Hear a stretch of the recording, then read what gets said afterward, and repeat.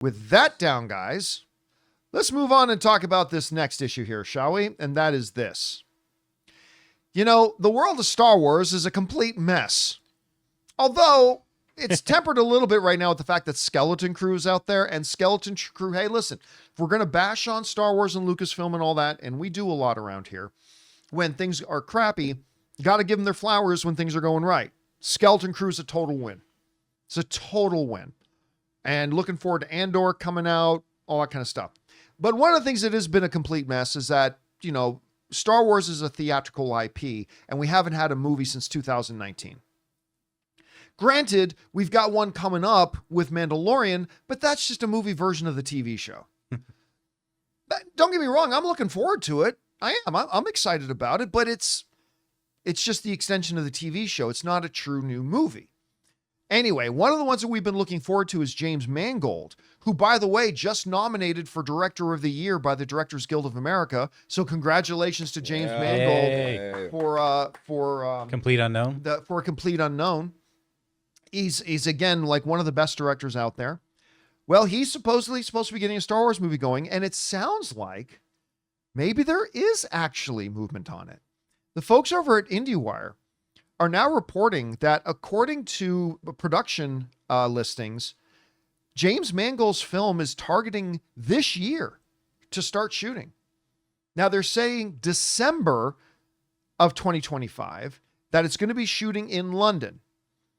Whether or not that's still almost a year away. A lot of bad things can happen in between now. There could be a lot of creative differences between now and December. Differences. It's like, nah, we don't want to do that. What are you talking about? You hired me to do this. Nah, now we don't want it. Peak creative differences. Yeah. So now, also as a part of this, James Mangold in an interview reiterated that it's going to take place 25,000 years before the events of the first Star Wars movie.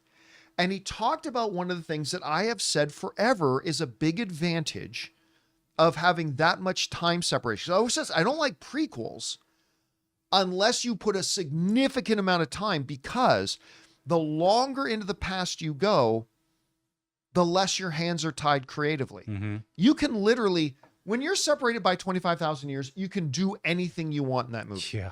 There's nothing, you don't have to worry about being consistent with what happens in the Star Wars movies, because 25,000 years of stuff that happened that could make it consistent later, right?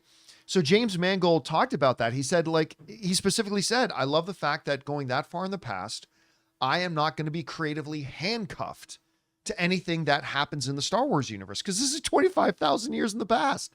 He can literally explore and do anything. One of the things I'm really interested in seeing, though, is how much has technology not advanced in the galaxy of Star Wars over the course of 25,000 years? Like, do laser pistols still kind of look the same? Do ships basically still look the same? Maybe hyperspace isn't as fast, but do they already have hyperspace? And then comparing that to, wow, look at the new Star Wars and go, they didn't really advance their technology very much in 25,000 years. That was my thing with the Dark Horse comics of the Knights of the Old Republic, or that's what it was called. That was the video game. What was it called on the Dark Horse comics? Oh, and it was like the Old Republic, and it was thousands of years ago. It wasn't just Old Republic, right? Maybe it was Old Republic. Oh. Or, anyway, it was before the Republic was even created, right? And the ships were just a little more rounded, and they looked a little more but they still had spaceships, and I'm like, wow, all right. That had hyperdrive and all that kind of stuff. It wasn't the High Republic. The High Republic is only a couple of hundred Tales years of the before. Jedi. Tales of the Jedi. That was it. Yeah. High Republic, again, only took place a couple of hundred years before the events of Star Wars. But again, do I actually believe this movie is going to shoot in 2025? No, I don't. I hope I'm wrong. Yeah. But Kathleen Kennedy has not shown an ability to get and hold a director for a film.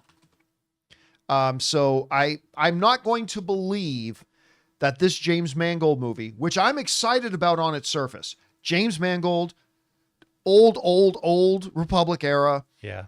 What's not to like? I just can't get too excited because I just don't believe it's actually going to happen. Because we're Star Wars fans and we don't get to have nice things. At least not at the movie theaters. No.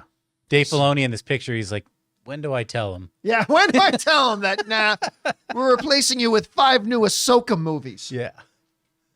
I love Dave Filoni. I'm just giving him a hard time. Yeah. Yeah, I can't get enthusiastic about it. I can't get excited about it. I can simply say I'll believe it when I see it. Because if I had to put $5 on it right now, I'm guessing sometime in June, we get a news story coming out that James Mangold has departed his Star Wars project.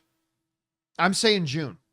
And I hope I'm wrong. I desperately hope I'm wrong. I want this to work out terribly.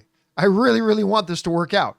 But we'll see if it happens. Guys, we want to take a second to thank a sponsor of today's video, Hungryroot. You know, grocery shopping used to be one of the biggest struggles. Between your busy schedule and wanting to eat healthier, it just feels impossible to stay on top of everything. But all that changes when you discover Hungryroot, the easiest way to eat healthy without the hassles. Hungryroot is like having your own personal grocery shopper. They take care of the weekly shopping for you, recommending healthy, high-quality groceries tailored to your tastes, nutritional preferences, and even health goals. They've got it all: smoothies, snacks for the kids, ready-to-eat meals, and even supplements. For me, Hungryroot is absolutely a game changer, guys. My health goals have become so much easier to stick to. I love how they personalize my cart every week and even get smart about my preferences as I go. It's honestly stress-free and so simple. You're gonna love Hungryroot as much as I do. Take advantage of this exclusive offer. For a limited time, get 40% off your first box, plus get a free item in every box for life. Go to hungryroot.com/Campea and use the code Campea. That's hungryroot.com/Campea,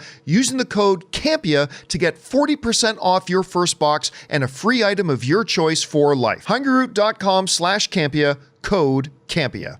Anyway, guys, question is for you. What do you think about this? According to the story, James Mangold is saying, at least the production listings are saying this thing's going to go into production this year, at the end of it nonetheless. Do you actually believe it'll happen? I sure hope it does, but I don't think it will. Whatever you guys think, jump down to the comment section below and let us know your thoughts. Hey guys, thanks so much for watching this video. Make sure you like the video, leave a comment, and subscribe to our channel. And don't forget, we have a daily podcast called the John Campea Show podcast, available on Apple Podcasts, Spotify, or your favorite podcasting app of choice. Go and subscribe to it today so it'll be there when you need it.